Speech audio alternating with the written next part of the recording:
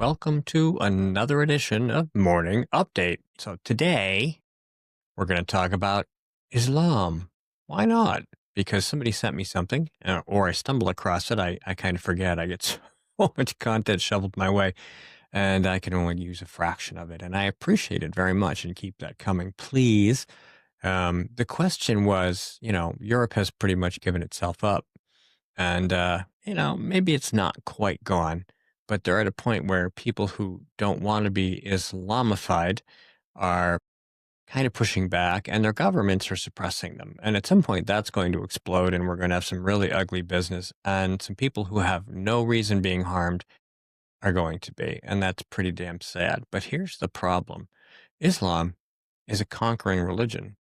Its goal is to take over the world. And if you're a member of the faith and you deny this, you're lying. Lucky for you, you're allowed. It's permitted as long as you're advancing the global ummah. So like I said, somebody sent me something. They sent me this. Check it out. In 1683, and before that, the Muslims, I told you, went up into Tours in France. In 732, 1,000 years later, this was an actual goal.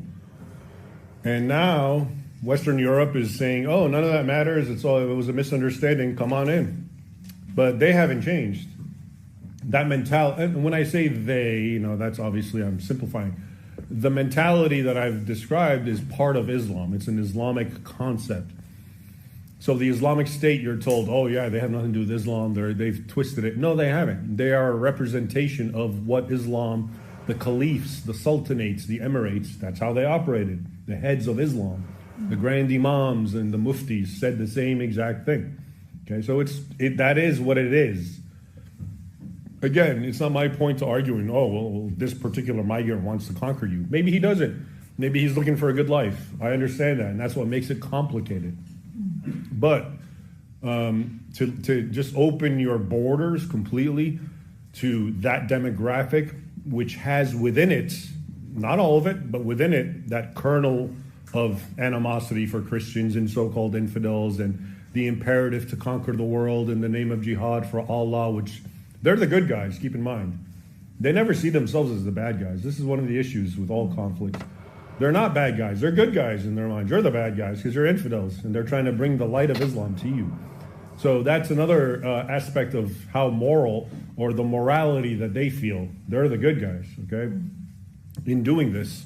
Because look at you, Denmark and Europe, you're all dissipated drunks and, profligates and, there's no real, I'm sharing with you their arguments because I read it and I hear it. So they're bringing to you goodness. It's a much longer piece. I'll try to share a link so that you can go check it all out yourself. But here's the thing. It's the same problem we have with progressivism. Human beings are what they are. If you leave the cup empty, something will fill it. It might be scientism. It might be progressivism.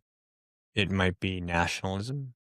It might be an obsession with sports or music or women or drugs or alcohol. And you can have all of those things in conjunction with a faith. But Islam prohibits pretty much all of them, doesn't it? I mean, I don't remember what I just said exactly, but pretty close. And if you are a Muslim, and let's be honest, they're not all radicals. But the radicals inevitably end up defining who they are. Think about progressives. Progressives, they're not all left-wing nut jobs. But who is making Charles Schumer shut down the government? The crazy wackos, that's who. The crazy people are the ones who make the people in the middle radical. Because they don't stop them. They don't step up. They're the sunshine patriots. They don't do the job when it's the hardest time to have to do it. So you have to wonder, if push came to shove, would you enforce Sharia law? Would you allow it to be enforced on people who aren't Muslims? Would you allow them to have to pay the jizya, the tax that non-believers and infidels have to pay?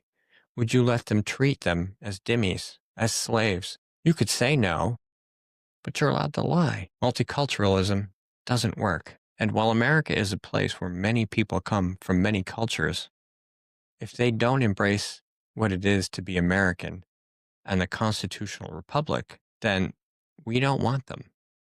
You don't have a place here. Otherwise, come on in, contribute, make sure you do it the right way, and believe what you want, as long as you understand that we don't have to believe that if we don't want to. Have a great day. Don't forget, Granite State Live tonight, 7 to 9 p.m. Eastern Time, and I'll talk to you tomorrow.